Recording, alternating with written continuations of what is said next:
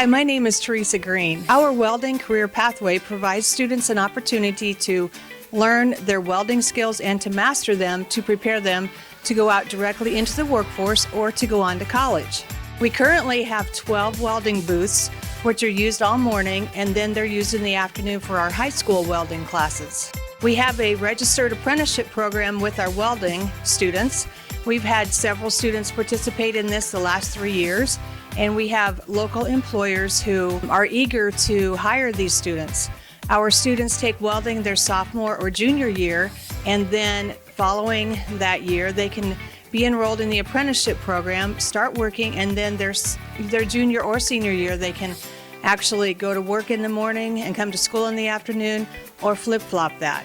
I invite you to come into my office to discuss the welding program and see if it is a good fit for you in your schedule for next year.